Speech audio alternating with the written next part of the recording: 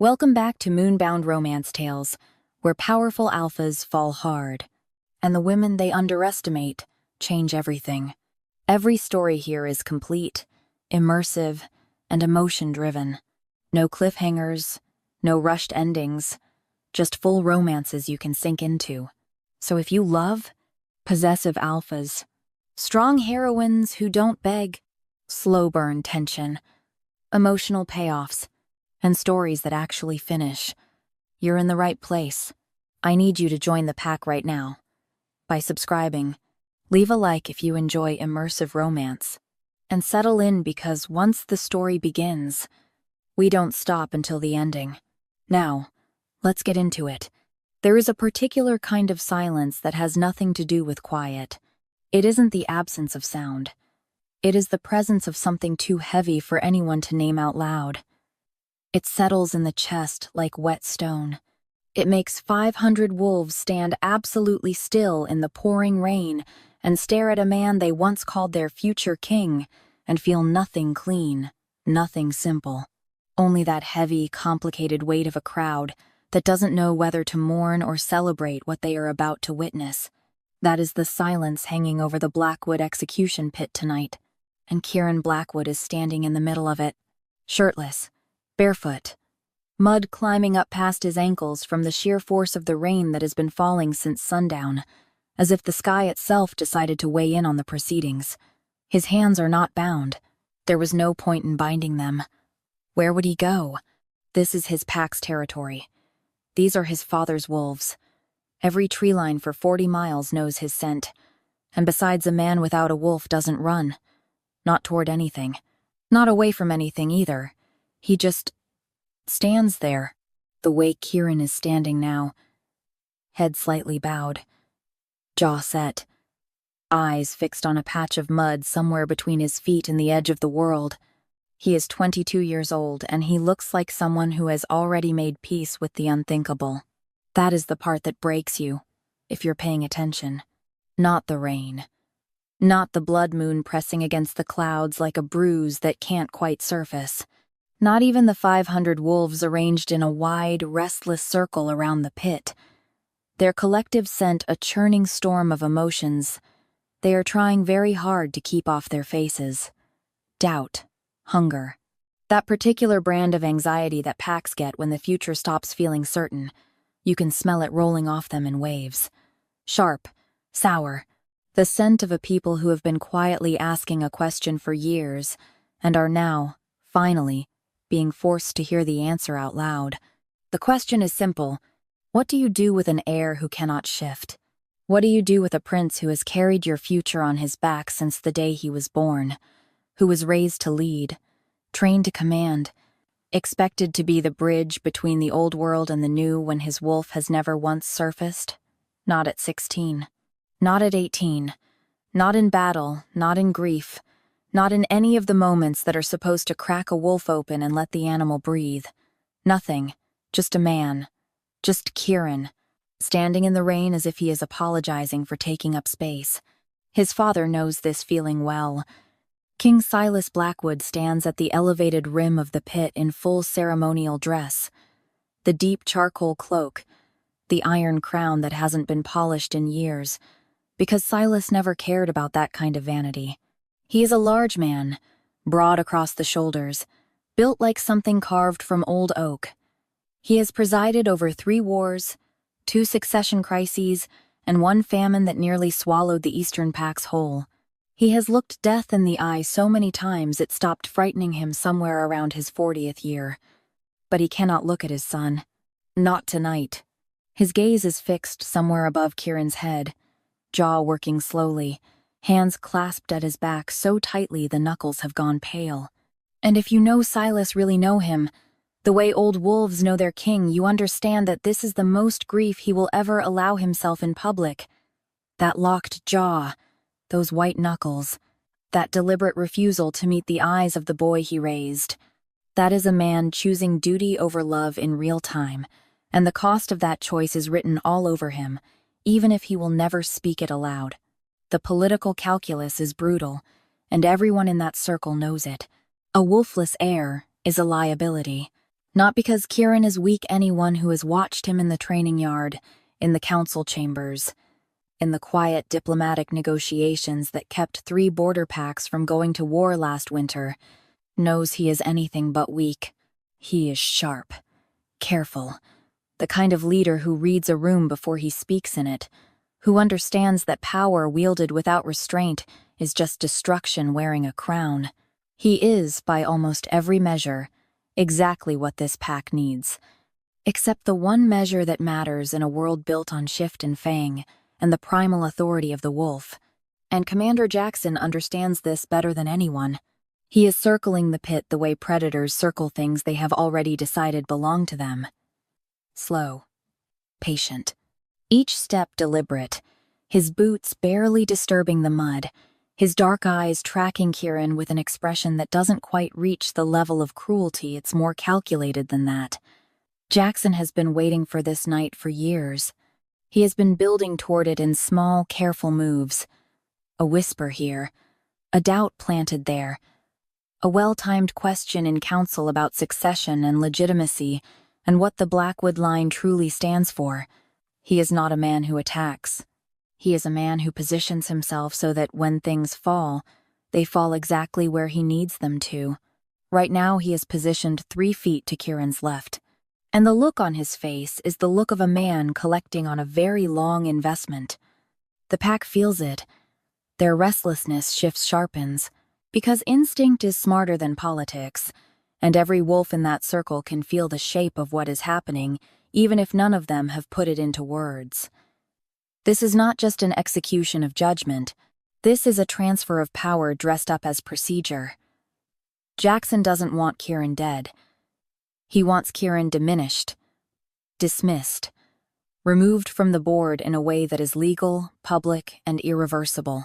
He wants the pack to watch their prince stand in the mud without a wolf and walk away from tonight's proceedings, believing, in their bones, that Kieran Blackwood was never really theirs to follow. And it might have worked. It might have worked perfectly, except for the woman standing at the edge of the crowd, with her hands shaking so badly she has pressed them flat against her thighs just to keep them still. Her name is Mara. She is an Omega. In this pack, that word carries weight the way stones carry weight, quietly, constantly, in every direction. Omegas serve. They support. They occupy the lower rungs of a hierarchy that was old before any of the wolves standing in this circle tonight were born.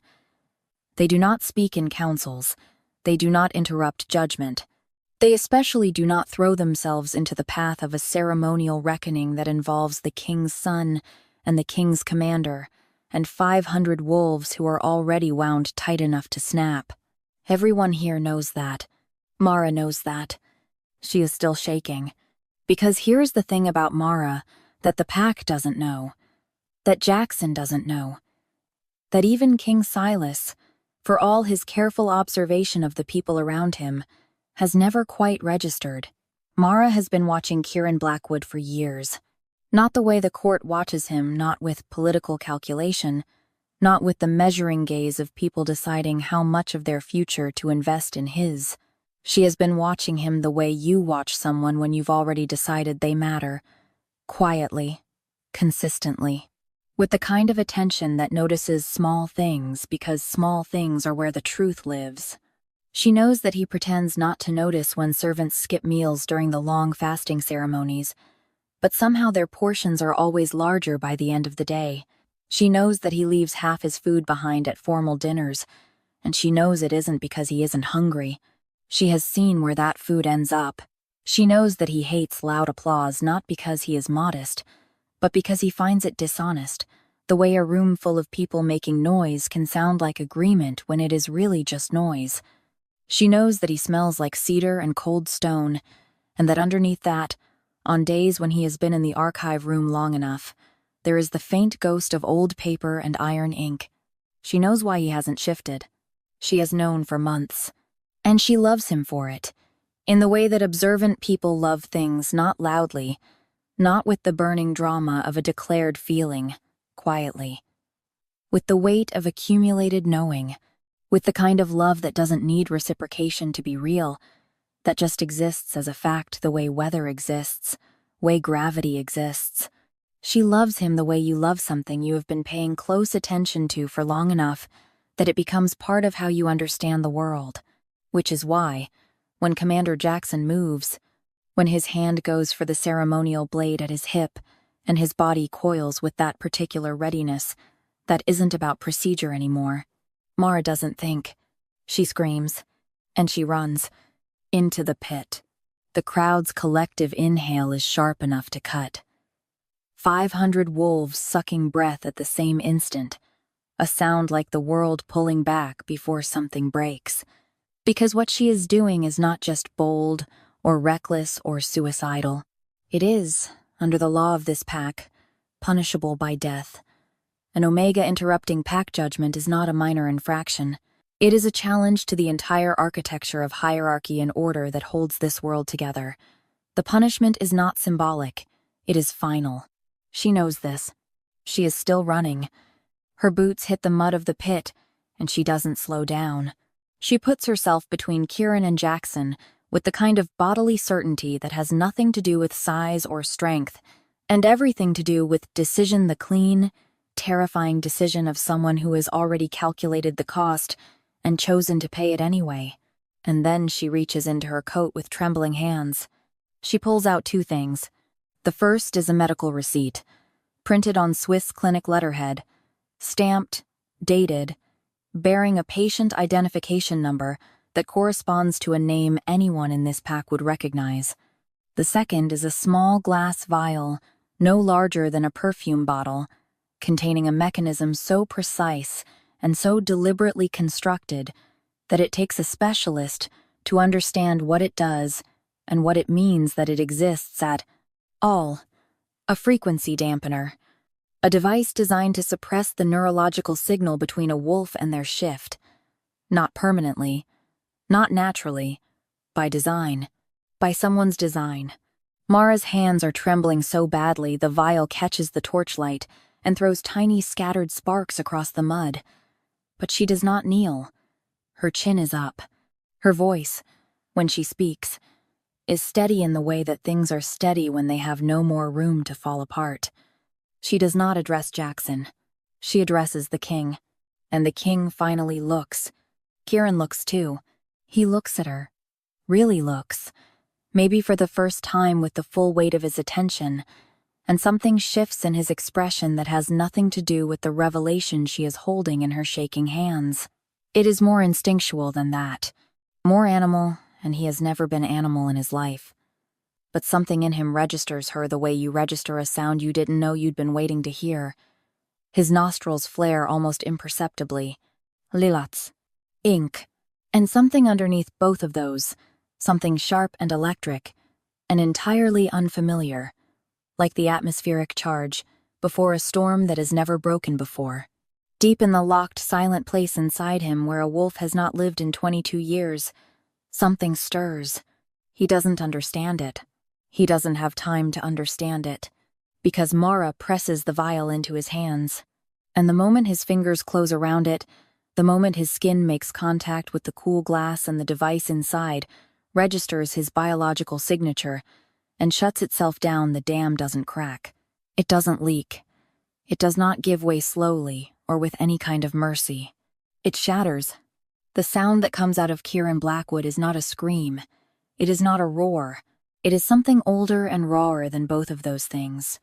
A sound that begins somewhere in the basement of his chest and builds like pressure that has been sealed underground for 22 years and is now, finally, catastrophically, finding the surface. Bone reshapes itself. Muscle tears and rebuilds.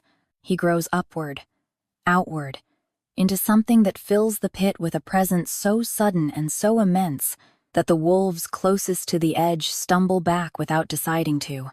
It happens fast, the way force happens, not gradually, not with warning, just a before and an after with nothing soft in between.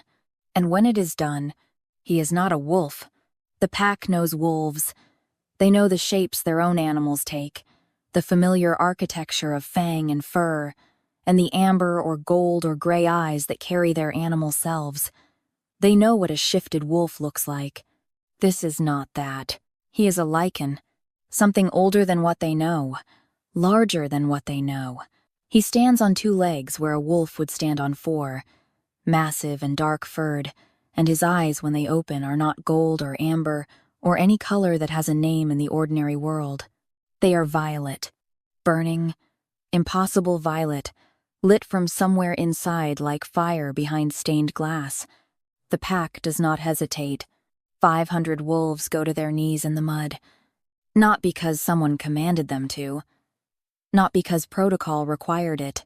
Because something in their animal selves, something below language and politics and the careful social architecture of pack hierarchy, recognized what they were looking at and responded the only way instinct knows how. With deference. With awe. Jackson has gone very still. Silas has not moved. And Kieran the Lykan, the thing that Kieran has become in the space of 30 seconds, turns. Not toward Jackson. Not toward his father. Not toward the crowd of kneeling wolves that represent every political pressure and dynastic expectation that has shaped his entire life. He turns toward Mara.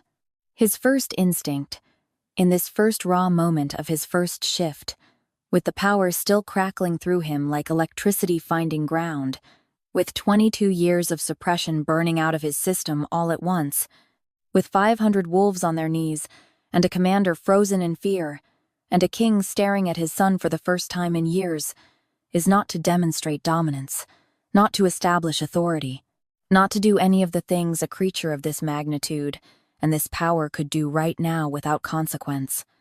It is to find her. He lowers his massive head toward her slowly, with a deliberateness that is almost careful given the sheer size of him, the way something enormous can be gentle when it chooses to be, and he breathes. He breathes her in. Lilac. Ink. That electric sharpness that his wolf, his Lykan, had registered even in its dormant state, even through glass and dampening frequencies and 22 years of enforced silence. His exhale is slow. Audible. The chest of him, wide as a doorframe, rises and falls. Mara looks up at him. She is standing in the mud of an execution pit, surrounded by kneeling wolves, looking up at something that is part of the person she has quietly loved for years, and part of something far older and far wilder than she fully understands. Her hand moves before she has decided to move it. It rises, slow, deliberate, and she presses her palm against the side of his snout gently, the way you touch something you are not sure is real yet. The Lykan's violet eyes drop to her, still burning, but underneath the fire, something else, something that asks a question without words. Easy, she says. Her voice is soft, steady. The same voice that just faced down a commander and a king and 500 wolves with a vial of glass and a Swiss medical receipt in her shaking hands. The same voice that has always known more than it was supposed to know, and has carried that knowing quietly, patiently, without needing to be thanked for it. The Lykan stills. The entire pit stills.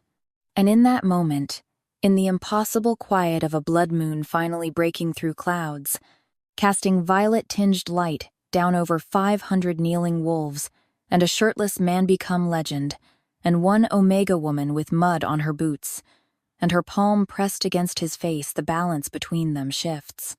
Not the way power usually shifts, not through force, not through dominance or command or any of the ancient mechanisms that packs use to establish who leads and who follows. Through regulation, through the simplest, most profound act of care, one living thing saying to another, "I see you. I am not afraid. You do not have to be the storm right now." He stills for her. The most powerful creature this pack has ever seen, in the first wild seconds of his becoming, chooses stillness, because she asked. And nobody in that pit, not Jackson, not Silas, not a single one of the 500 wolves who will spend the rest of their lives retelling this night will ever quite understand what they witnessed. But Mara knows. She has always known. The infirmary smelled like pine resin, and old blood, and the particular chemical sharpness of whatever the pack healers used to clean wounds that didn't want to stay closed. Kieran registered all of it before he registered anything else.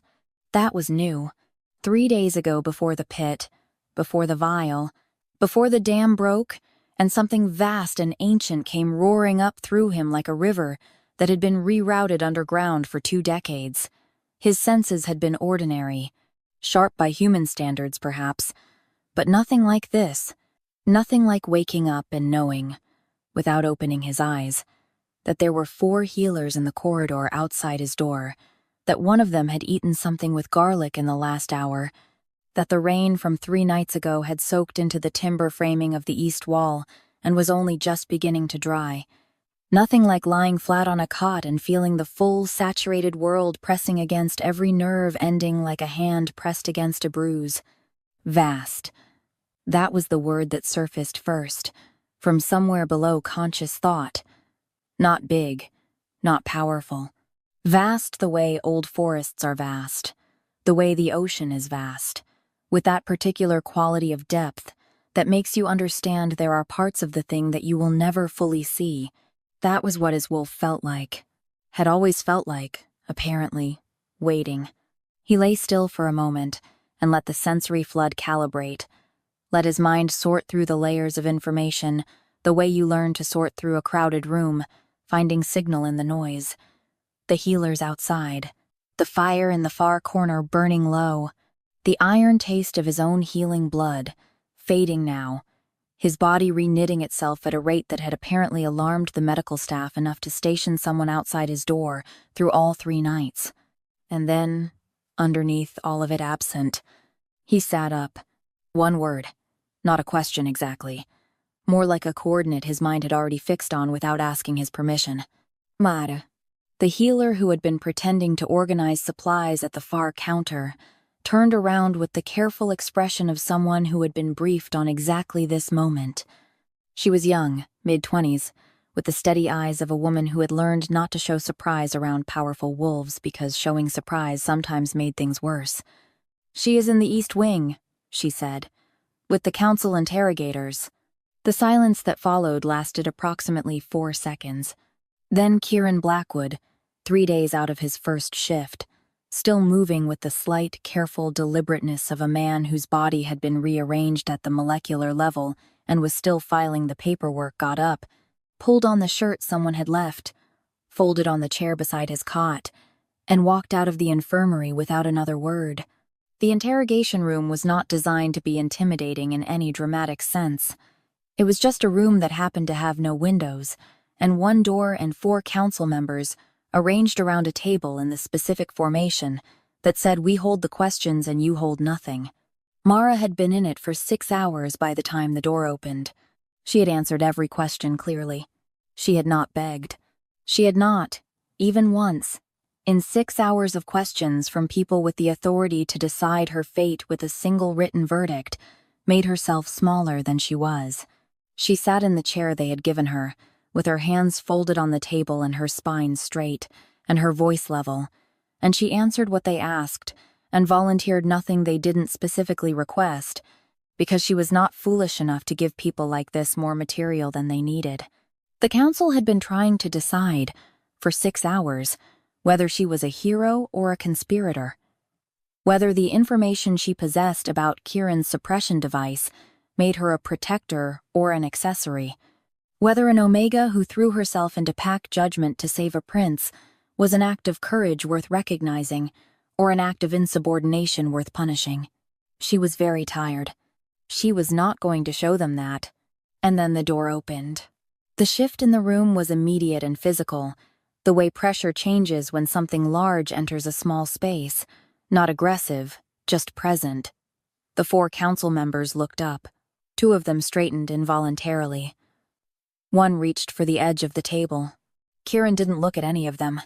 He crossed the room with the quiet economy of movement that was, if you had known him before, recognizable. Kieran had always moved like someone conserving energy for something that mattered. What was different now was the quality of his stillness when he stopped.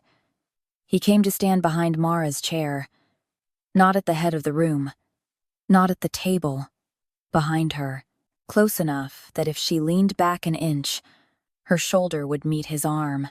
The pack noticed things like this. It was biological before it was political. Territorial positioning read in the body before the mind caught up, and every wolf in that room felt the statement being made without a single word attached to it yet. He let them feel it for a moment. Then, "She is under my protection." His voice was even. It held the particular quality of someone who was not making a threat, because threats implied the possibility of negotiation, and he was not negotiating. The silence that followed was the silence of 4 council members rapidly recalculating, and from the chair in front of him, without turning around, without any change in posture whatsoever, Mara said, very quietly, "You could have said that before they questioned me for 6 hours." Something moved across Kieran's face. It wasn't quite a smile. It didn't reach that far, didn't have quite enough room to fully form given everything else that was sitting on his expression. But the corner of his mouth shifted, and his eyes, still that impossible violet, still carrying that depth that people were going to have trouble looking directly at for quite some time, dropped to the back of her head with something in them that was new, something that hadn't been there before the pit. Curiosity. Not the performative curiosity of someone gathering information. The involuntary kind. The kind that happens when something keeps not behaving the way you expected it to and your mind, without your permission, starts paying closer attention. He watched her answer the remaining questions. He watched how she did it, the precision of it, the way she gave exactly what was asked, and structured her answers to be complete without being excessive. He watched the council try, twice, to reframe questions in ways designed to catch inconsistency, and watched her navigate both attempts with the same unhurried clarity. He watched her eyes, when one of the council members leaned forward with the particular energy of someone about to push harder, watched them stay steady, watched her not flinch, watched her meet the aggression head-on, with something that wasn't aggression back, but wasn't submission either. Something in the middle. Something he didn't have a word for yet. And then she turned to look at him once, just briefly, to clarify a point of timeline for the council, and her eyes met his, fully. Without the drop of the gaze that most wolves gave him now, without the slight adjustment people were already making in how they positioned themselves around him, without any of the performance of appropriate response to a Lykan whose violet eyes had dropped 500 wolves to their knees 3 days ago. She just looked at him, like he was a person, like he was specifically, recognizably, the same person he had been before the pit, plus something new that she was cataloging with, the same quiet attention she apparently gave everything. His wolf registered her heartbeat. He hadn't meant to. It happened before he decided to let it happen. The way his senses now worked on a layer beneath conscious choice but once registered, it was impossible to unregister.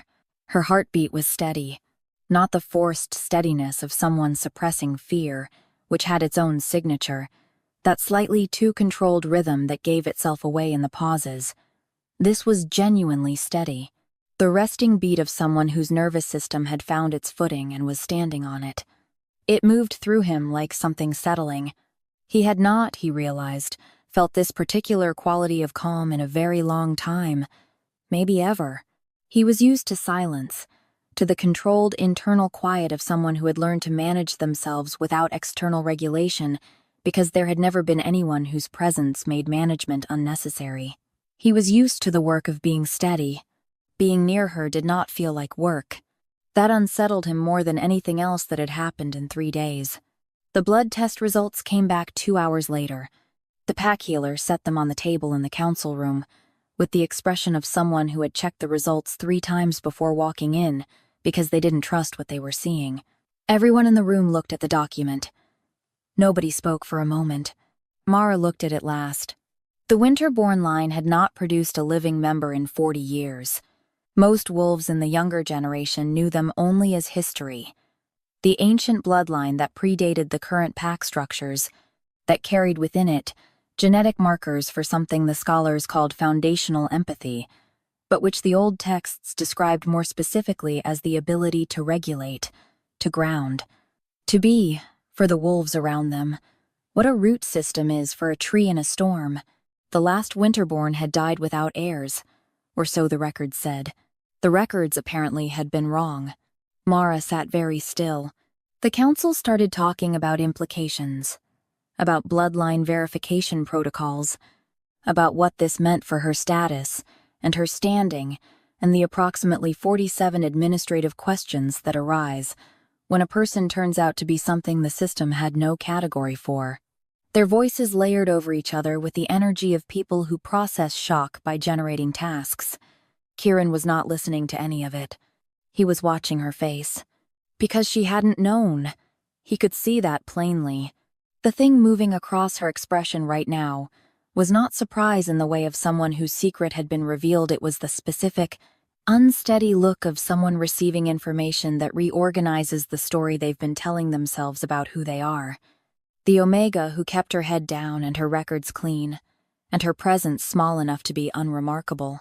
The woman who had spent years making herself background because background was safe, because background meant invisible, because invisible in a pack hierarchy like this one meant nobody decided you needed to be managed. She had made herself quiet because it kept her protected, and now the room was telling her that she had always been, something that could not be made invisible, something the pack had lost and desperately, in ways they hadn't even fully articulated yet, needed back. Kieran moved. He crossed to where she was sitting, and went down, not stood, not leaned, but went to one knee in front of her chair, bringing himself to eye level with a deliberateness that said this was not instinct. This was a choice. He looked at her. "You are not a maid," he said. It was not a declaration of her new status. It was not political. It was the simplest form of the thing he was trying to say, stripped of everything except the core of it. You were never just what they let you be. You were always more than the space they gave you. Her eyes held his. A beat of silence. Then, quietly, "Neither are you broken." The word landed somewhere in him that he hadn't known was open. Broken. The word his father's court had used in whispers for years. The word that had lived in the space between every look Silas couldn't finish, every council meeting where the succession question sat on the table like something no one wanted to touch. He had carried it so long he had stopped noticing the weight of it. The way you stop noticing a sound that never stops, not because it's gone, but because your mind has integrated it, built it into the architecture of how you understand yourself. She had just taken it out of the architecture, with 8 words. He stayed at eye level with her for a moment longer than was strictly necessary, and she let him, and neither of them looked away. And in the council room around them, the administrative chatter gradually, almost imperceptibly, quieted as if the wolves in the room had registered, on some level below language, that something was happening between these two people that was older and more significant than bloodline records and protocol questions, and all the very important business of running a pack. He stood slowly. She was still looking at him when he did, and the thing that moved through him, as he turned away, that particular dissonance of feeling more settled in himself than he could ever remember feeling, while simultaneously feeling more exposed than he had felt in years, had no name for it yet, but his wolf did. His wolf had known since the pit, since lilac and ink, and that electric charge that had no business cutting through 22 years of enforced dormancy the way it had. He just wasn't ready to hear it. Not yet. The plan, as Counselor Dreven presented it, was elegant in the way that dangerous things often are clean on the surface, with all the weight hidden underneath.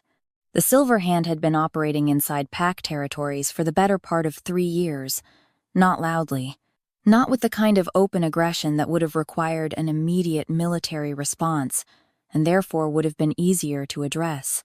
They worked the way rot works, from the inside, in the dark, in places where the structural damage isn't visible until something shifts and the whole thing gives.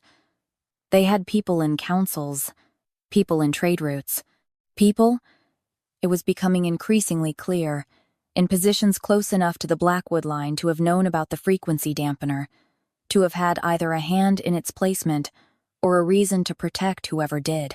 They would be at the Sapphire Gala. The Sapphire Gala was the kind of event that happened every year regardless of war, famine, or existential political crisis, because the packs that hosted it had decided, generations ago, that consistency was its own form of power. 12 allied territories, 3 neutral parties. Enough diplomatic complexity in a single ballroom to keep a team of analysts employed for a decade. And underneath the formal surface of it, the music, the ceremony, the elaborate choreography of alliances being maintained and tested simultaneously. The kind of information exchange that only happened when powerful people were relaxed enough to let things slip. The Silverhands contacts would be there, and a newly revealed Lykan prince, attending with an Omega Winterborn mate, a combination so historically unprecedented that every eye in every room would track them, which meant the people trying hardest not to look would be visible in their effort was, Drevin argued, the most efficient intelligence mechanism available to them. Mara had listened to the entire presentation without interrupting. Then she had said very calmly, "You want us to pretend." And Kieran, from across the room, had said nothing.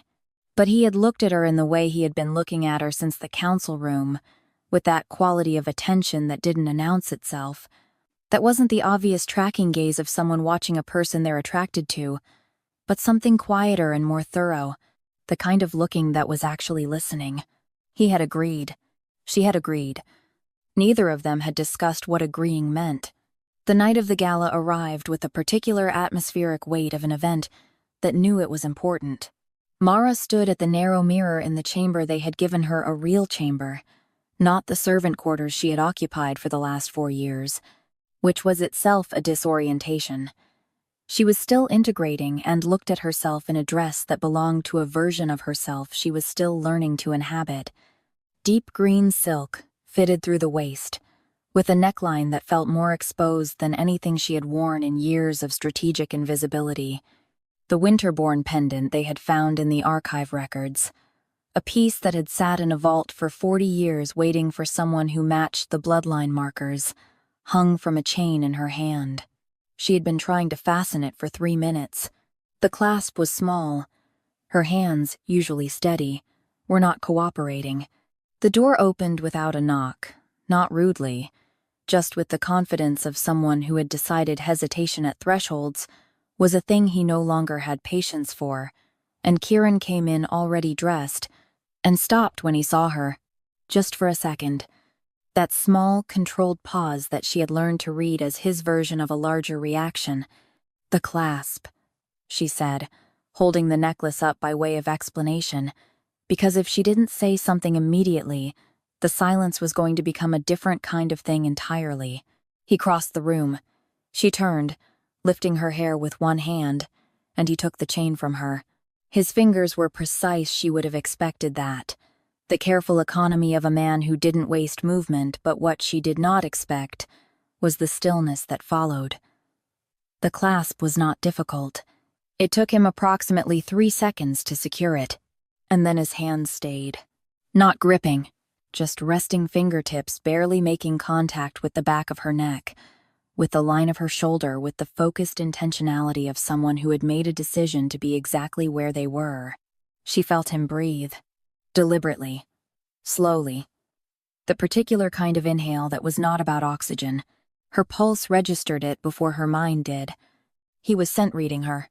She understood the mechanics of it, understood it the way she understood most things about wolves, academically, from years of observation, but understanding the mechanics and experiencing them directed at you were 2 entirely different categories of thing. This was him reading her at the collarbone, at the curve of her neck where her pulse ran closest to the surface, in the place where scent was warmest and most specific. This was his wolf building a map.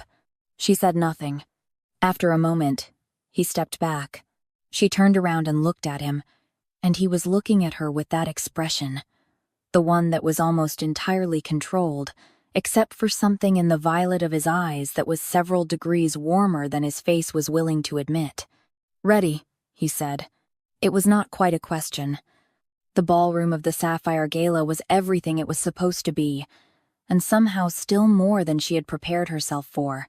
High vaulted ceilings hung with cold blue light, the kind that made everyone look like they were standing underwater, which was either an aesthetic choice or a metaphor depending on how generously you read the hosting territory's interior design philosophy.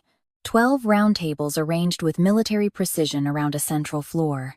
Music playing at a register that was meant to suggest ease, while actually creating just enough ambient noise to make private conversation feel possible when it wasn't. 300 wolves from 11 territories. Every single one of them aware, on the level below language, that a Lykan had entered the building. The awareness moved through the room like a current. Kieran felt it, she could tell by the slight adjustment in how he carried himself, not tensing exactly, but consolidating, the way a person draws themselves together when they can feel a tide pulling. He had one hand at her lower back. He had placed it there when they entered, and had not moved it, and the pressure of it was light enough to be courteous and constant enough to be something else. She was cataloging it the way she cataloged everything, noting the specific weight of it, the angle of his palm, the way it shifted fractionally whenever the crowd density changed around them, as if some part of him was continuously recalculating proximity. Other alphas looked. They were not subtle about it. The nature of what she was had gotten there before them. The winterborn revelation had not been kept quiet, because information like that had a velocity of its own, and there had been no strategic reason to contain it, and powerful wolves looked at rare things, the way powerful people always looked at rare things, with a mixture of assessment and appetite that wasn't entirely distinguishable from admiration. Kieran shifted closer, not dramatically, not with any announcement. Just a half step that brought his shoulder in line with hers, and adjusted the angle of his body so that anyone approaching from the left would need to get past him first. His thumb, resting at her hip, moved once a slow arc across the point where her pulse was faintly perceptible through the silk of the dress, and he probably thought it was unconscious. She wasn't sure it was. His wolf was doing the math. She understood that. Territory, positioning, the biological grammar of a predator that had been dormant for 22 years, and was now, with enormous energy and very little patience for ambiguity, making up for lost time. She understood it academically. What she was less prepared for was the way her own body responded. Not with fear, not with the complicated alertness she maintained around most dominant wolves. With something that settled, with the involuntary physical ease of a nervous system that had decided, below the level of conscious input, that it was safe. That was new, and slightly alarming. And she filed it away for examination at a later time, when she was not in a room full of allied wolves trying to identify traitors. The diplomat arrived at her left side during the second hour. He was from the Astoral territory, tall, silver-haired, with the polished manner of someone who had been in rooms like this long enough to be very good at seeming harmless. He complimented the pendant first, which was smart, because complimenting the pendant was politically safe.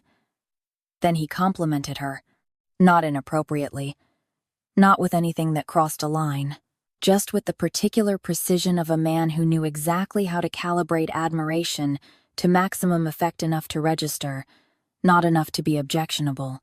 She felt Kieran's hand go still at her back.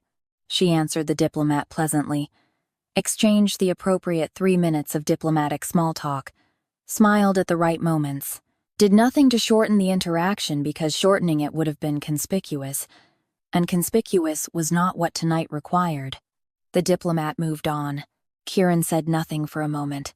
She looked up at him. His jaw was set in a way she recognized the particular configuration of a face that was holding something in rather than expressing it, tension sitting in the hinge of it, without quite reaching the rest of his features. He was looking at the middle distance, somewhere over her shoulder, with the studied neutrality of a man who was aware that his expression was giving him away and was trying to correct it too late. "You look like you swallowed a thorn," she said. His eyes came down to her face. A beat. "I don't like how he looked at you." She studied him. "Not the way you study a problem. The way you study a person when you're trying to see past the architecture they've built over the thing they actually feel." She looked at the set of his shoulders. at the way his hand had not moved from her back through any of it, at the specific quality of the tension in him, which was not aggressive, did not have the hot edge of dominance asserting itself, did not feel like a wolf marking territory in the way that territory was marked when it was fundamentally about power. It felt more fragile than that. "You're not angry," she said quietly. "You're afraid." The slight movement that went through him was small enough that almost anyone else would have missed it. He did not deny it. That was the thing. He didn't reach for a denial, didn't restructure his expression into something more defensible, didn't do any of the things a man with his particular history of emotional fortification might have been expected to do. He just held her gaze for a moment with the look of someone who had been seen more clearly than they had consented to and was still deciding what to do about it. She saw through him. The realization settled in him with the weight of something significant. Not uncomfortable, that was the disorienting part. It should have felt like exposure, like the particular vulnerability of a private thing made public. Instead, it felt like relief. The smallest, most unfamiliar loosening. The sense of a load shifted, just fractionally, to a second set of shoulders. He had spent 22 years being the person who understood rooms, who read people before they read him, who stayed 2 steps ahead of every emotional variable because being surprised was a luxury unavailable to someone who could not afford to be seen as something other than certain. She had just done to him in 10 seconds what he spent years making sure no one could do. And his wolf, his vast, ancient, violet-eyed wolf, was entirely unbothered by this. Was, in fact, if he was reading it correctly, something close to satisfied. Something close to yes, this one. This is the one. He opened his mouth. The first sonic cannon fired. The sound hit the ballroom like a wall. Not heard, exactly felt. In the chest, in the skull, in the specific neurological pathway that connected a wolf to their animal. It was designed for exactly that. Designed to sever the signal, to collapse the wolf back behind the wall, to leave a shifter suddenly and completely cut off from the part of themselves that made them dangerous. Wolves dropped. Not all at once. There was a terrible cascade to it. Bodies going down in a wave from the origin point, hands grabbing for tables, for chairs, for each other, the graceful choreography of the gala dissolving into something raw and urgent and animal. The music stopped. The blue lights flickered. 300 wolves in various stages of incapacitation filled the room with a sound that was below language, just pain and confusion, and the desperate animal scramble of creatures whose nature had just been taken from them. Kieran went to his knees. The force of it was staggering, not because he was weaker than the others, but because his connection ran deeper. The Lykan bond was not the ordinary bridge between man and wolf. It was older, more total, more like the difference between a river and the underground aquifer that feeds it. When the sonic frequency hit it, it didn't just muffle. It rang through him like a bell struck too hard, the vibration bouncing off every surface of him with nowhere to dissipate. He hit the marble floor with one hand braced against the fall, and his vision went white at the edges. For the first time since the pit, he couldn't feel his wolf. The silence where that presence should have been was not quiet. It was loud, the way the absence of something enormous is loud. The sudden negative space, where something vast had been, pressing against the inside of his skull with its absence. He looked up. Mara was standing. She was the only wolf in the room who was standing. She stood in the center of the chaos with her head slightly lifted, and her eyes closed, and her hands open at her sides, and she was the only word was glowing. Though it wasn't quite light, it was more like the quality of the air around her had changed, like the specific frequency she was emitting had a visual component that the human eye could almost, but not quite fully perceive. The winter-born pendant at her throat was warm. The sound coming from her was below hearing, felt rather than heard, a counter-frequency that moved through the room like something being unwound, like a knot releasing strand by strand. The first cannon shattered. The second followed 30 seconds later. The third went silent before it could fire. And as the frequency cleared as it moved through the room like a tide pulling back from a shore, taking the sonic interference with it, returning to each wolf the connection that had been severed, they began, one by one, to find their feet. Shaken, unsteady, but intact, Kieran stayed on his knees. Not because he couldn't rise. His wolf was coming back. He could feel it, returning the way a limb returns after being pinned too long, with that particular combination of relief and pins and needles, the vast presence flooding back through him with a force that made him briefly, involuntarily still. He stayed on his knees because he was looking at her. She came back to herself slowly.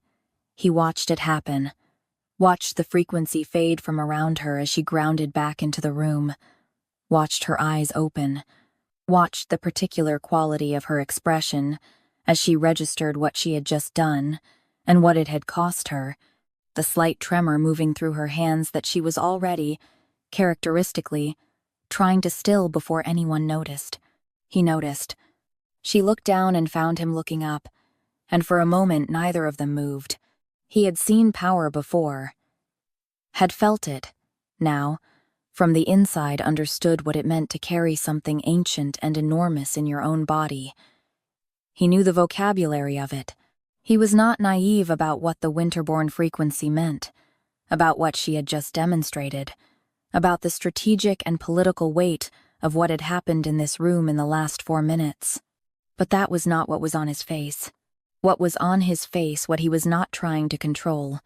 For once, because there was no version of controlled available to him right now, was awe. Not the awe of someone witnessing power, the awe of someone who, all his life, had understood what it meant to stand alone inside an enormous thing, to carry a vast and inexplicable nature in a body that the world kept telling you was not enough, and was now, for the first time, looking at someone who understood that from the inside. She had saved him. She had saved the room, and she was trembling in her hands and trying not to show it. And he was on his knees looking up at her, and the ballroom was full of wolves finding their feet around them, and none of it.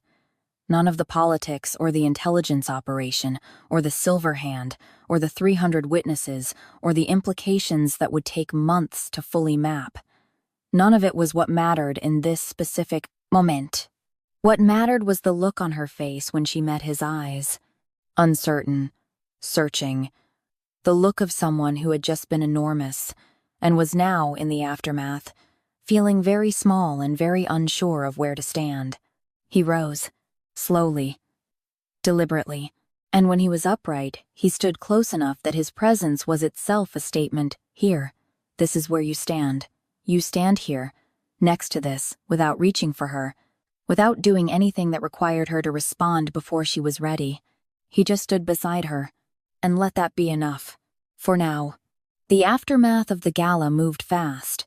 The way disasters always move fast in the moments after the first shock, everyone suddenly very competent, very directed, driven by the particular clarity that danger produces when the danger has briefly passed. Healers moving through the ballroom. Pack security establishing perimeters.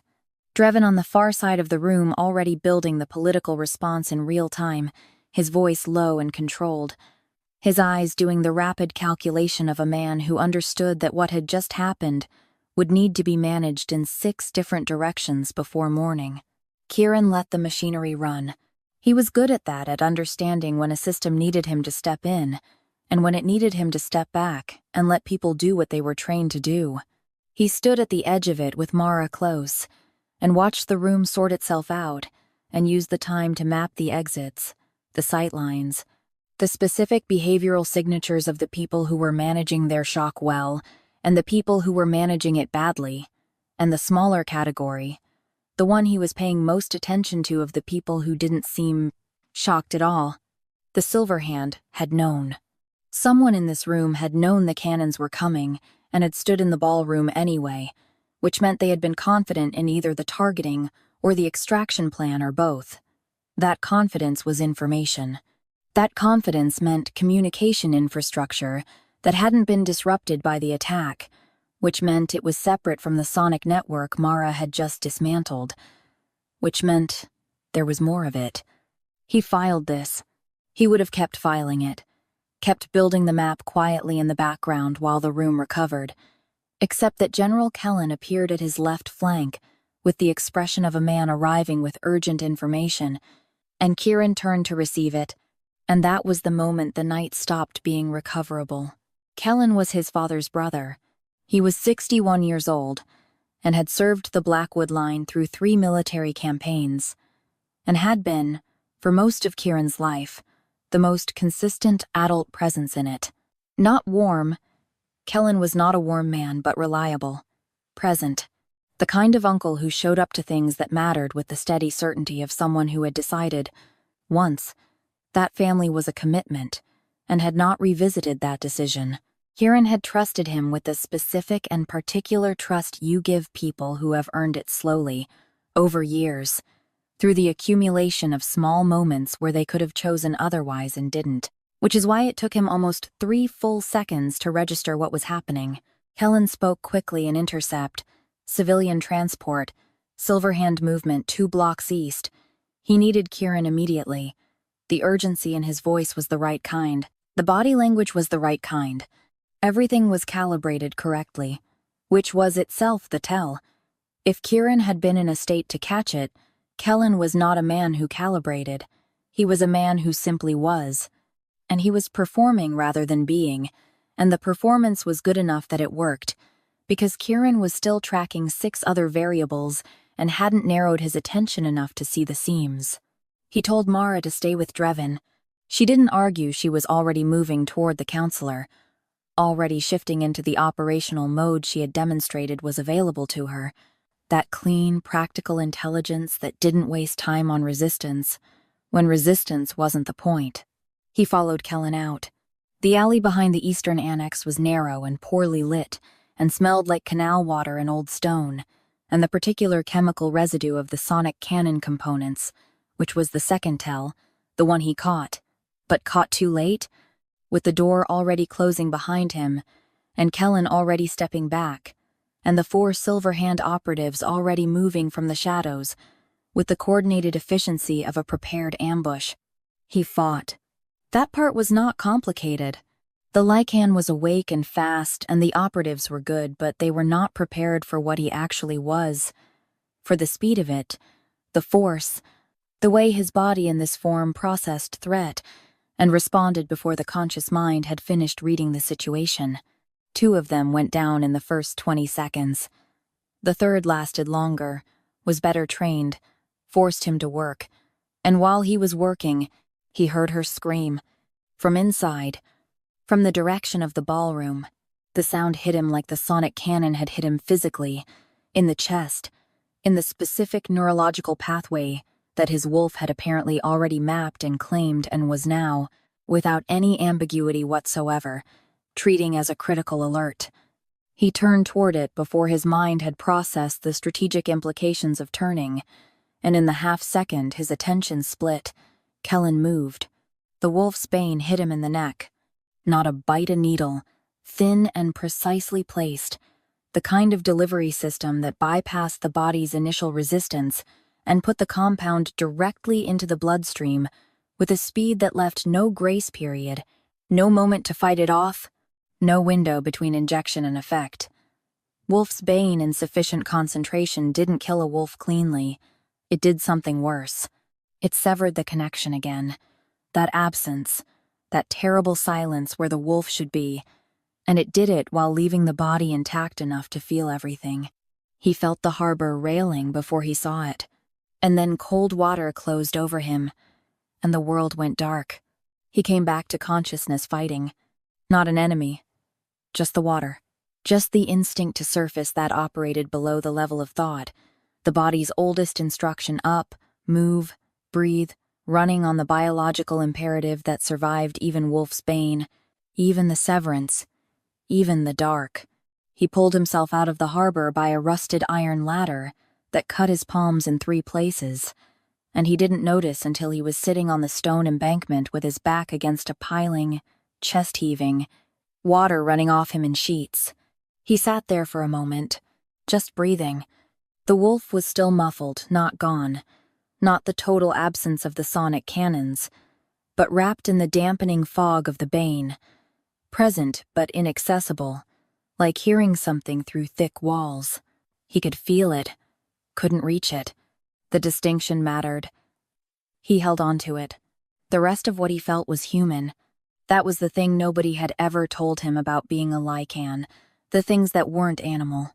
The wolf had its own emotional register, its own language of instinct and drive, and the clean, uncomplicated certainty of a creature that knew what it wanted and moved toward it.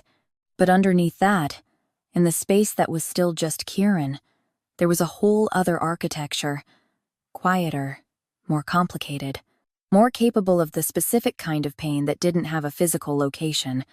He sat on the stone embankment with harbor water running off him and felt terror. Not for himself.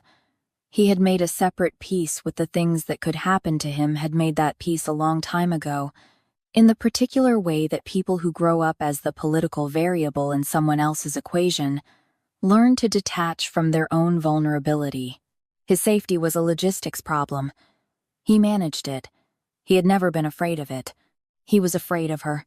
Not of her for her. The distinction was everything. He kept seeing the specific angle of her when she was standing in the gala, the way the blue light caught the pendant at her throat.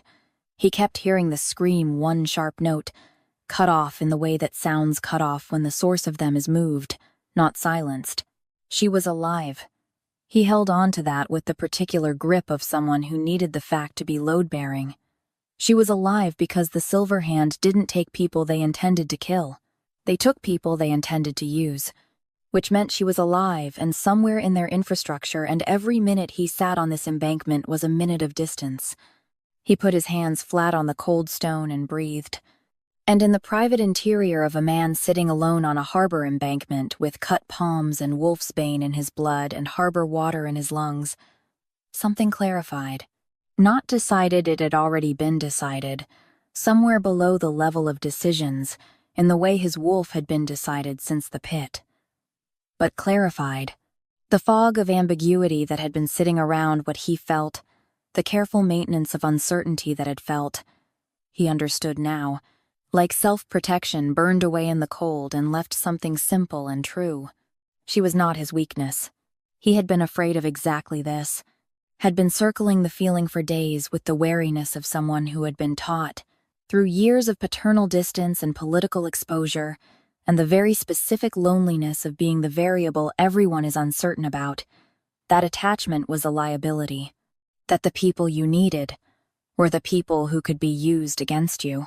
That need itself was the vulnerability, and the way you protected yourself from that vulnerability was to need carefully, sparingly, in controlled quantities, and with calculated limits. He had been managing what he felt for her the way he managed everything, measuring it, maintaining appropriate distance, telling himself that the calm he felt near her was tactical, useful, deployable, not something that had changed the fundamental geography of him. She was not his weakness. She was his anchor. The difference was total. An anchor was not what brought you down. An anchor was what kept you from being swept into something structureless, from losing the fixed point that made navigation possible. He had been moving through his entire life with no fixed point, only objectives, only responsibilities, only the next thing that needed to be done, and the version of himself that needed to be deployed to do it. She made him still. Not passive, still the way deep water is still, with everything moving underneath and the surface holding. He pulled himself to his feet. His hands were steady. The War Council convened in the Eastern Tower before dawn, in the room with the heavy oak table and the territory maps that had been updated 3 times in the last week as the Silver Hand's infrastructure became clearer. 16 wolves around the table. Pack commanders, senior strategists, the 2 remaining council members who hadn't been at the gala and therefore hadn't spent the last several hours being debriefed about events that were still being processed. Silas was there. He sat at the far end of the table and he looked at Kieran when he entered. Really looked. The way he hadn't been able to look in the execution pit. With the full weight of his attention uncovered and Kieran met it, held it for a moment, and then moved to the head of the table without ceremony. He spread the maps.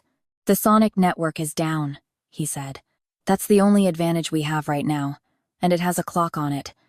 They will rebuild or reroute within 72 hours. We move before that." He had been building the strategy in his head since the harbor. This was how his mind worked when it was working well. Not sequentially, not step by step, but in parallel, multiple tracks running simultaneously and converging into a structure that could be spoken aloud. He had built it while waterlogged and Wolf's bane dulled and sitting on a harbor embankment with his anchor taken.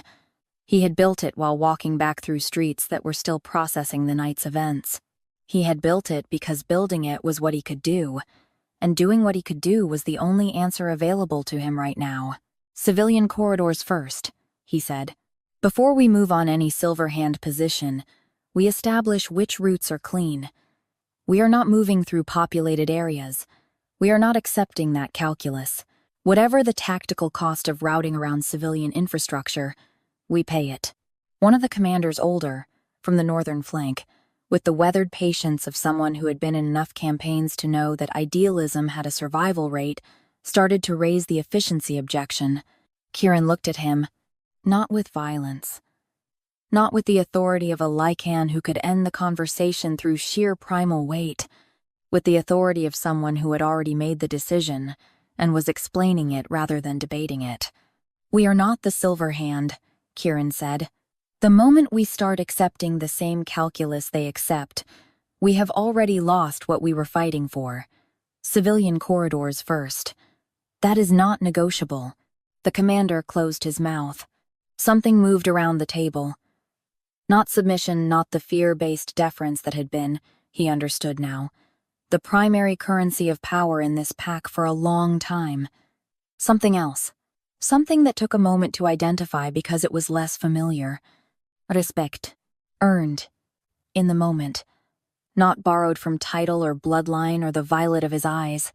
Built from the specific decision he had just made from choosing, publicly and without hedging, the harder thing for the right reason. Silas was very still at the far end of the table. Kieran laid out the strategy in full. Sonic infrastructure, first the remaining relay nodes that the network would need to rebuild around. 3 simultaneous strikes, coordinated to prevent rerouting. Divided flanks with specific assembly points and contingency routes. Communication protocols that didn't depend on the channels the Silverhand had already demonstrated they could monitor. He spoke for 20 minutes and the room listened. Not the listening of people waiting for an opening to challenge. The listening of people who were following, who were tracking the logic as it built, who were finding themselves, against the accumulated skepticism of years of political uncertainty, persuaded.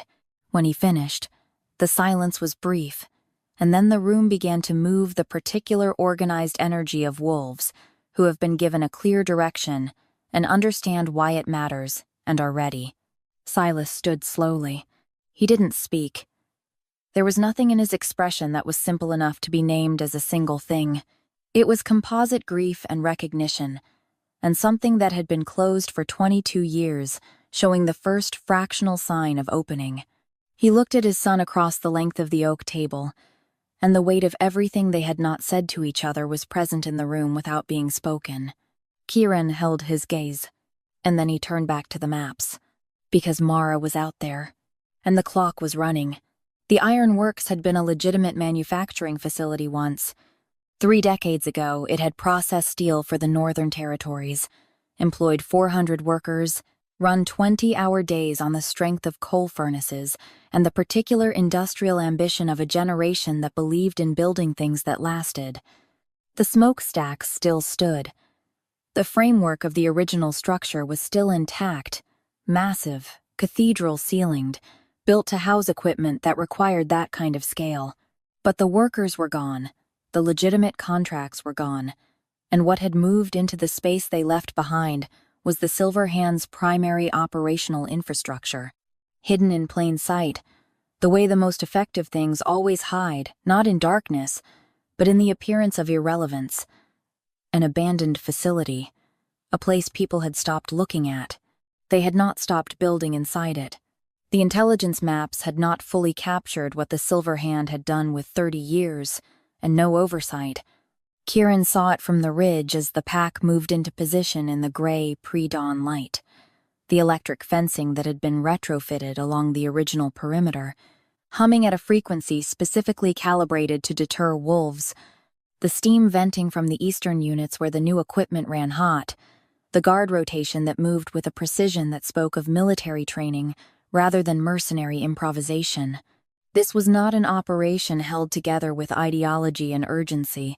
This was infrastructure. Built patiently. Built to last. He studied it for 30 seconds. Then he gave the signal. The breach was coordinated, and it was fast, and the first 4 minutes went the way the plan said they would go, which meant Kieran spent those 4 minutes waiting for the plan to stop working, because plans always stopped working. The question was only when and where. The northern flank took the relay nodes. The eastern entry collapsed the fence line on schedule. The civilian corridors held clean. He knew this because the communication channel stayed quiet in the way it stayed quiet when nothing had gone wrong, and he had learned the difference between silence that was operational and silence that was ominous early enough to trust it. He moved through the main floor of the facility with 6 wolves on his flank, and the full sensory landscape of the building already mapped in his mind.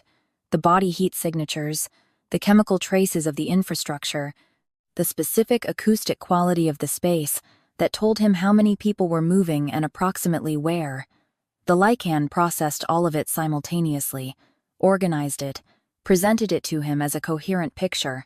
He had been learning to work with it over the past days, the way you learn to work with any new sense carefully at first, then with increasing trust as the information proved reliable. It was reliable now. Kellen was on the upper gantry. He found him in the second level, standing above the central floor, with the particular stillness of a man who had been expecting this moment and had spent time preparing what to feel about it. 61 years old, silver at the temples, built like the military man he had been for 4 decades, and wearing the Silver Hand insignia without pretense, without the cover that had held for years, just openly. The choice to be done with pretending visible in every line of him. They faced each other across 12 feet of rusted iron grating, with steam rising between them from the vents below. Kieran looked at his uncle.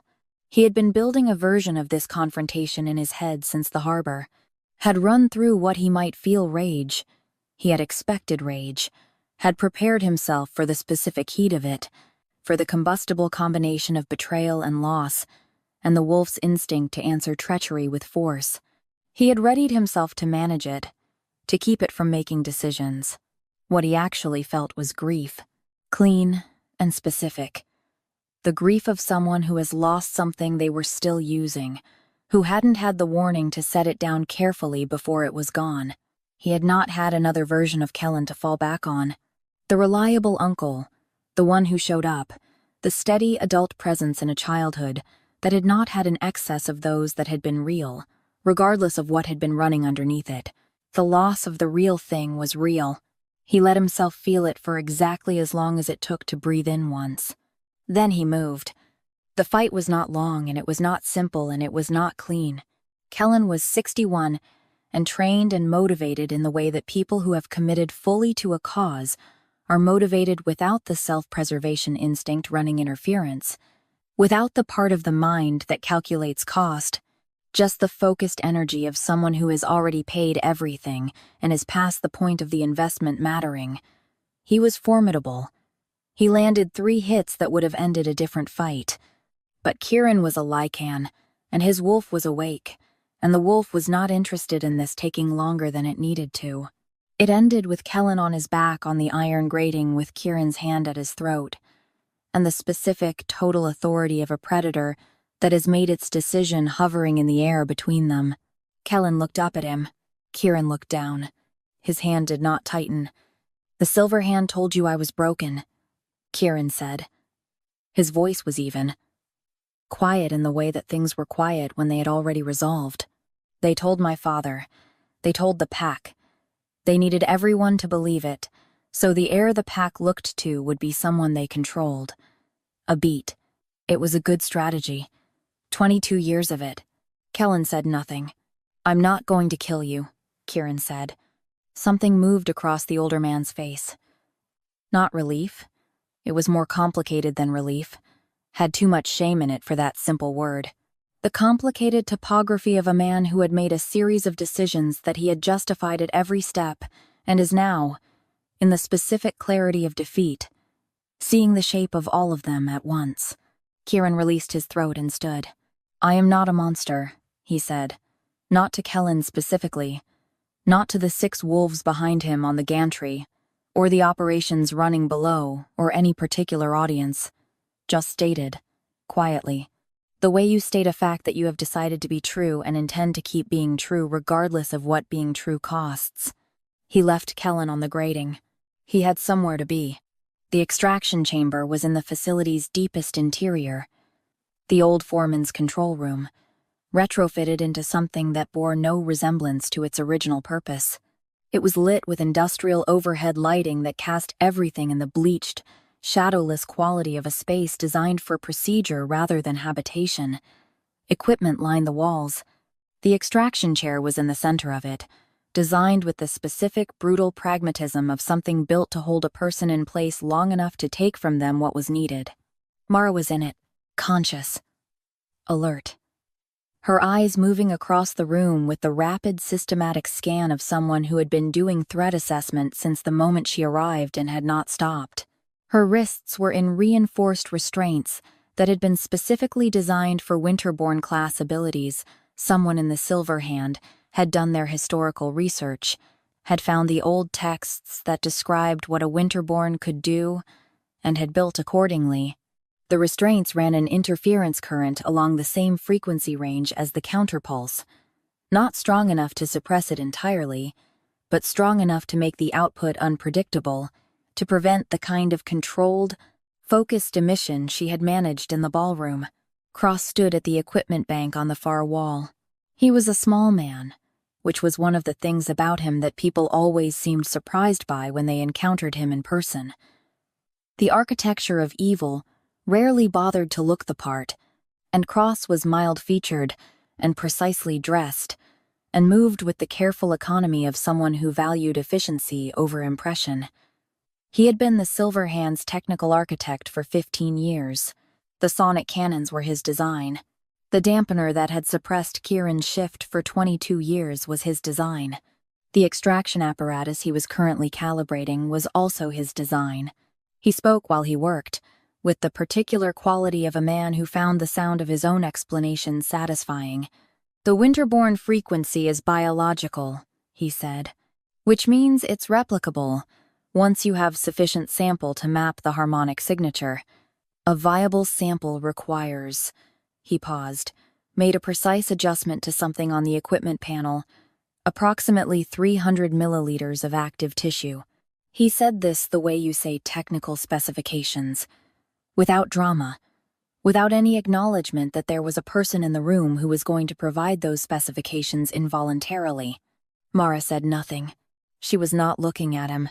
She was looking at the steel canister on the table to her left, the one that contained the processed Winterborn serum they had already extracted in small quantities during the hours she had been in transit.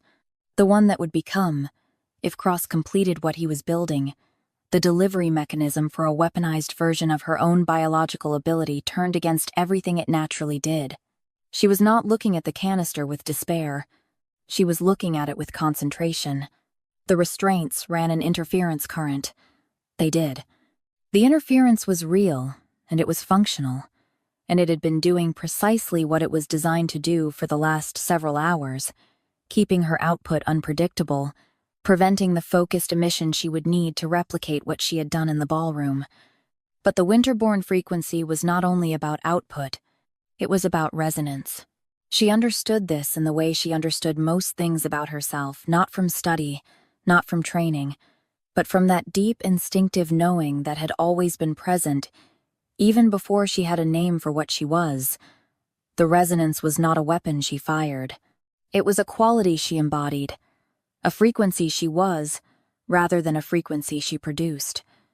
And the interference current was scrambling the output, was making directed emission impossible. It was not scrambling what she was. She breathed out slowly, and she heated the canister, not dramatically. Not with the ballroom's visible display of counter-frequency and shattering cannons.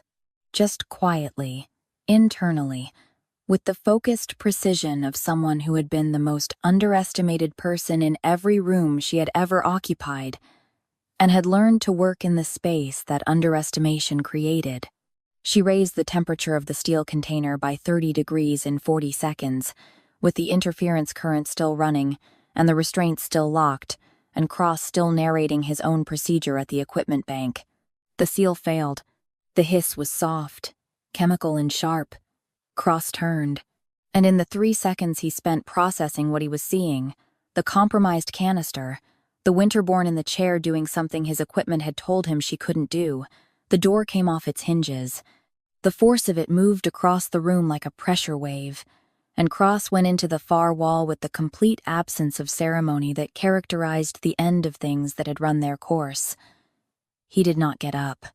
The 6 silver hand operatives in the room lasted less time than that, and then it was quiet. Kieran crossed the room in 4 strides. The restraints came off in his hands, not with the careful, measured force of someone working within acceptable parameters, but with the total force of someone for whom the acceptable parameters had ceased to apply the moment he saw her in that chair. The reinforced mechanisms gave way, and he didn't notice his hands bleeding where the edges caught him, because the bleeding was not relevant, was not among the variables he was currently tracking.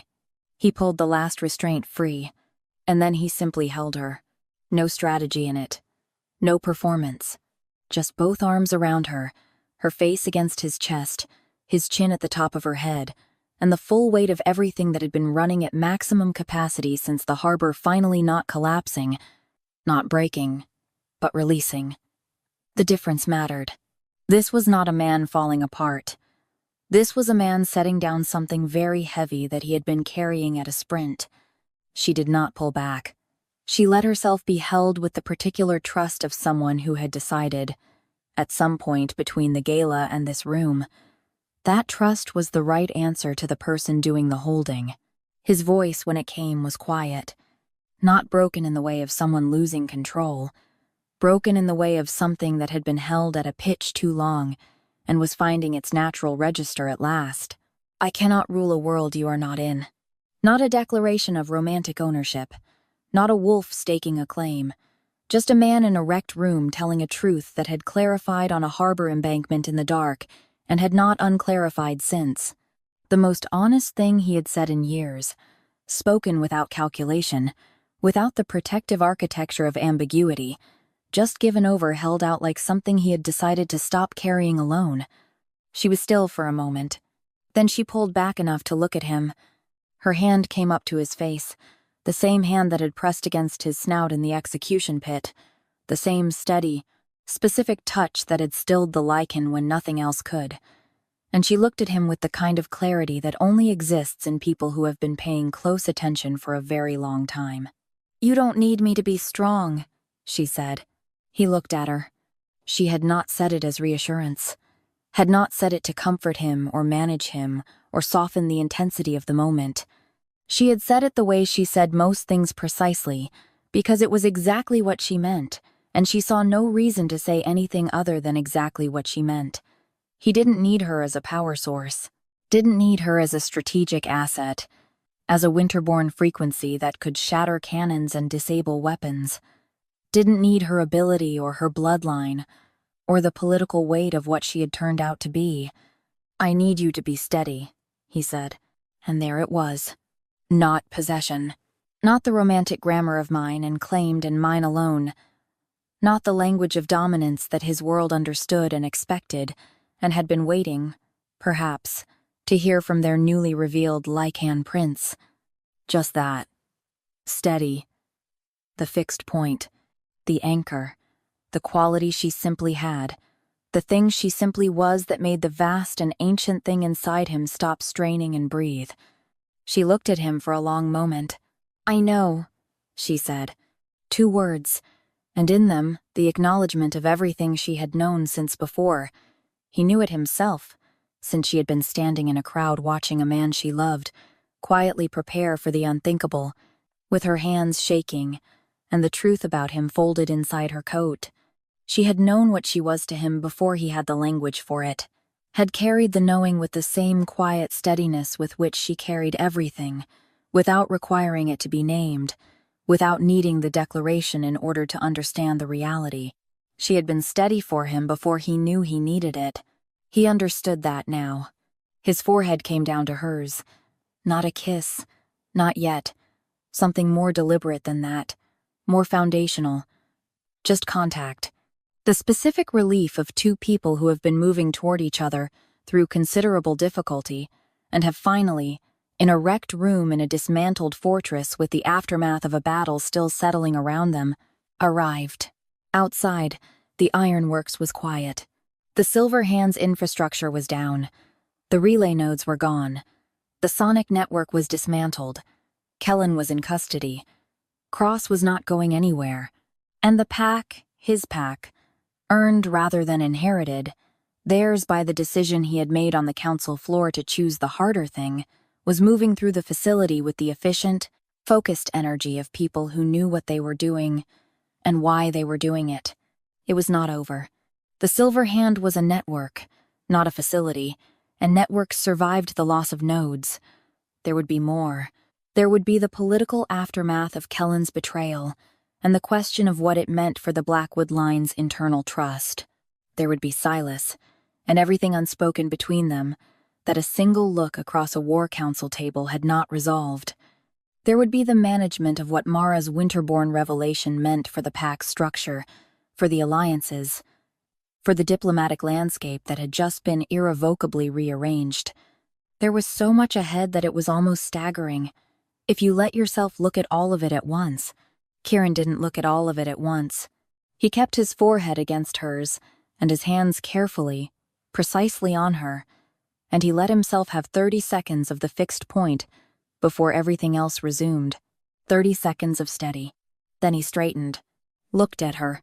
She was already looking at him with that expression, the one that was almost, but not quite, a smile. The one that said she understood the weight of what was coming, and was not afraid of it, and was not going anywhere. He offered his hand. She took it. And they walked out of the ironworks into the gray morning light together, with the pack forming up around them, and the work still ahead, and the world rearranged quietly, irrevocably, in ways that had nothing to do with the battle they had just won, and everything to do with what had been said in the ruins of a control room, between a Lykan who had learned to name what he needed, and a Winterborn who had known all in formule. The coronation ceremony was held at midday, in the open amphitheater at the heart of Blackwood territory, under a sky that had cleared overnight with the particular completeness of weather that seems to understand the occasion. No rain this time. The contrast was not lost on anyone who had stood in the execution pit 3 weeks prior.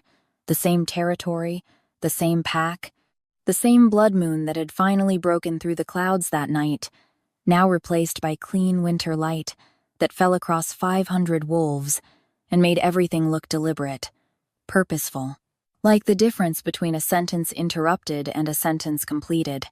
Silas had requested no spectacle. That was the word he had used in the private council meeting, where he formalized his decision, not abdication, not retirement, just the simple, plain transfer of what he carried to someone capable of carrying it forward. No spectacle. He was not a man who had ever needed ceremony to tell him what was true, and what was true was this.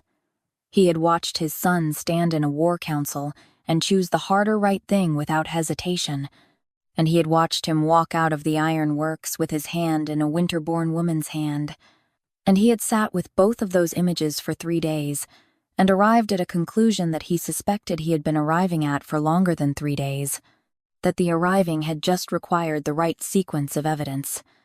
The pack was ready for what came next. He was ready to let it come. The ceremony itself was brief in the way that genuinely powerful things are often brief, not because brevity was a choice, but because the weight of the moment compressed everything to its essential form and left no room for the conventional form. decorative. Silas stood at the ceremonial stone in his plain traveling cloak, the iron crown in his hands, and he spoke for perhaps 4 minutes about duty and transition, and the particular kind of courage. That was not the courage of battles, but the courage of becoming what you were meant to be, despite every force arranged against it. He did not apologize. Kieran had not asked him to.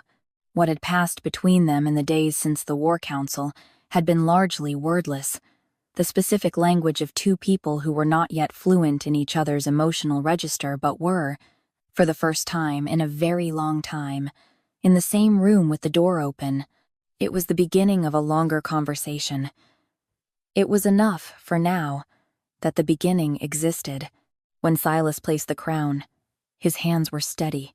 When he stepped back, his eyes were not dry. He did not apologize for that either.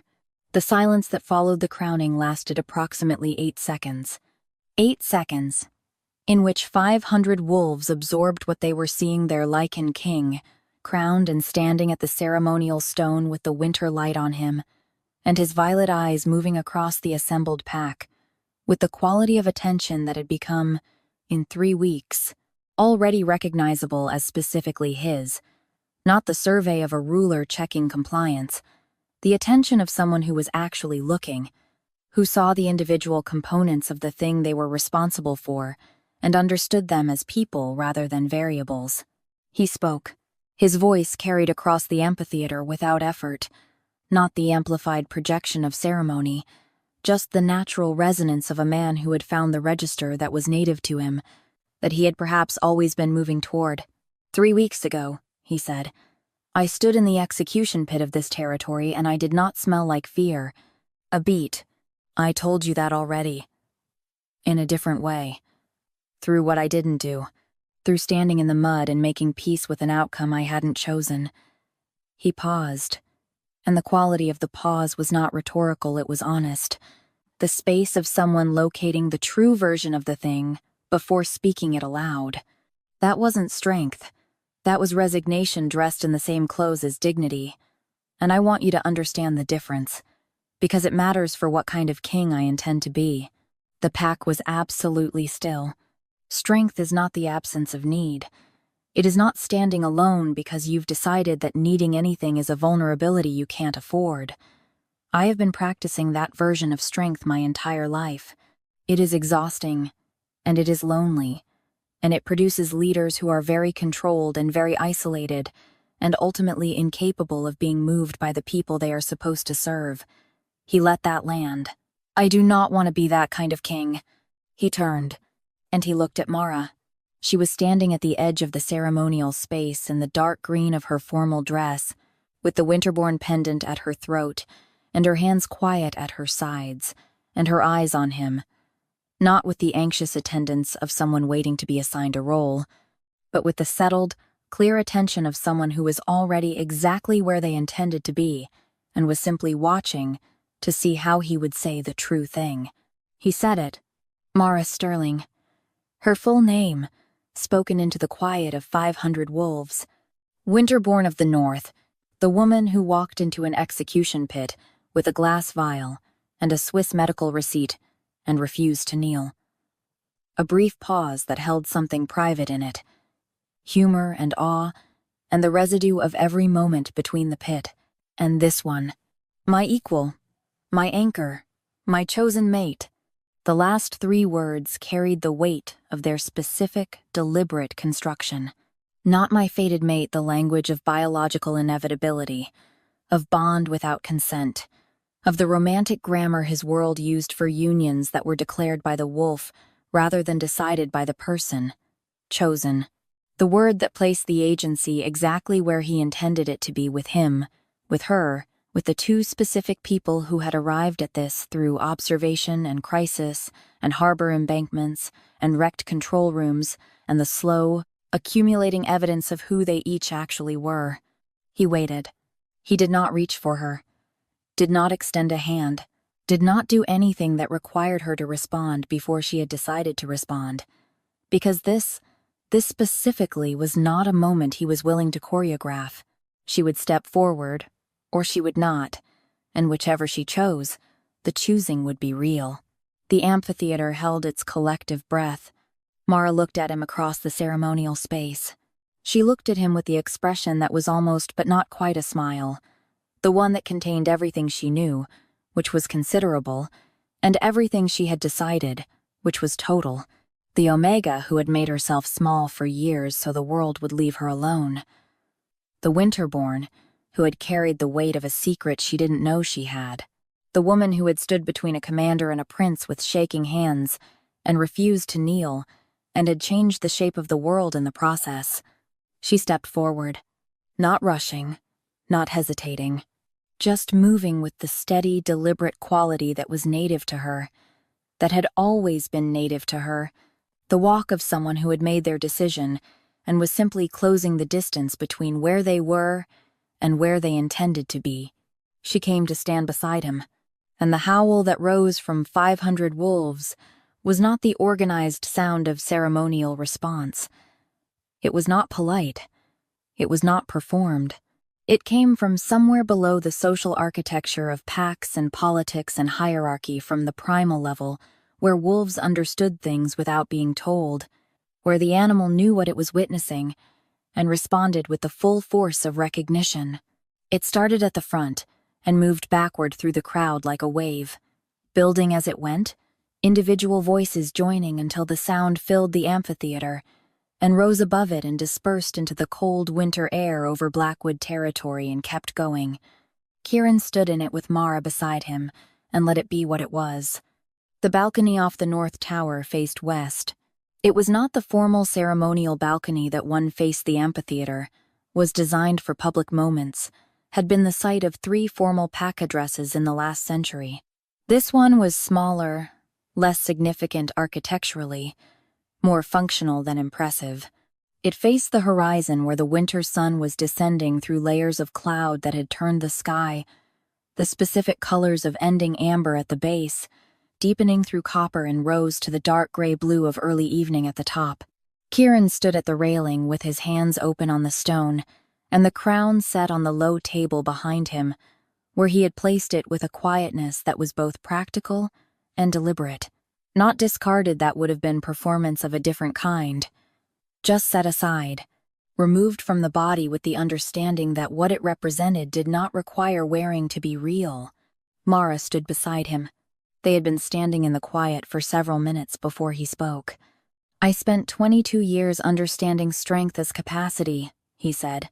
"How much you could carry, how long you could carry it, whether the weight showed on you." A pause. Whether the weight showed on you was important. If it showed, it meant you had limits, and limits meant someone could calculate where you ended. And if someone could calculate where you ended, they had the beginning of a strategy. The sun continued its descent. "I built an architecture around limitlessness, which is another word for isolation, if you're being precise about it." His voice was not heavy with this. It was simply factual, the account of someone who has finished grieving a thing and is now able to describe it clearly.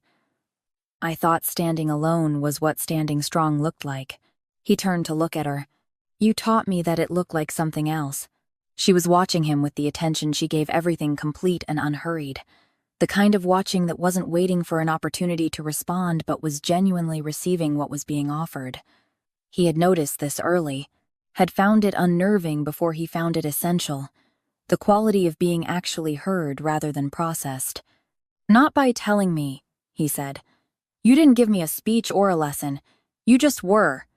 Steady in the execution pit, steady in the interrogation room, steady in the gala when everything went wrong, and in the ironworks when it went worse.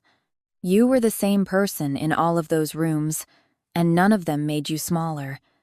A pause that held something like wonder in it. "I have been trying to be the same person in every room my entire life, and I have never managed it. And you did it without trying. You did it by simply being what you actually are." He was quiet for a moment. "I thought strength meant standing alone," he said. "You taught me it meant standing steady." The last of the sun caught the winter-born pendant at her throat and held there for a moment before the light moved on. She smiled. Not the almost smile, Not the contained expression that held everything at a slight remove, the full version. The one that changed the landscape of her face and made her look like exactly herself. Not the Omega performing smallness, not the Winterborn managing implications. Just Mara.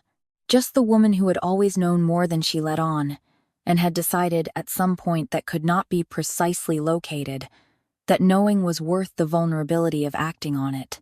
"You were never broken," she said. "You were just waiting." He looked at her. Waiting. Not failing.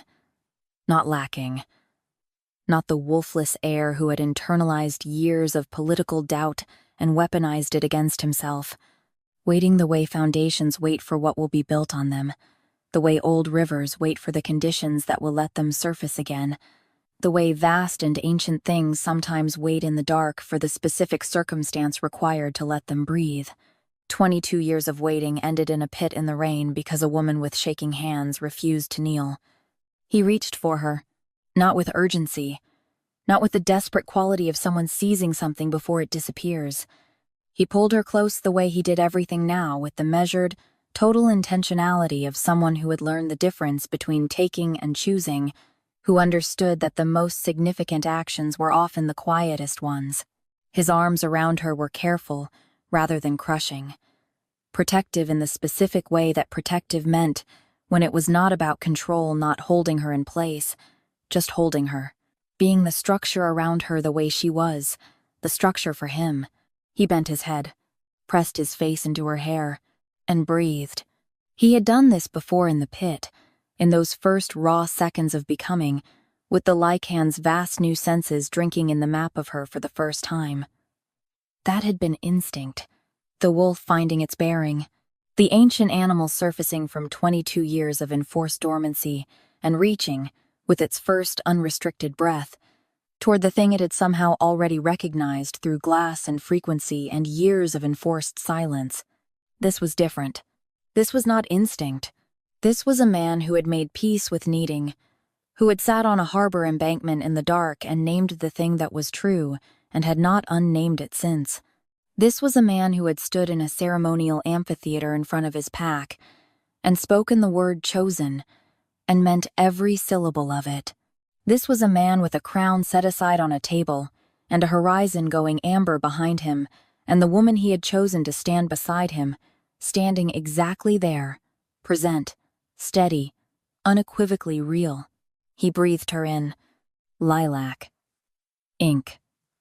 That sharp electric quality that his wolf had registered before he did, and had been certain about ever since.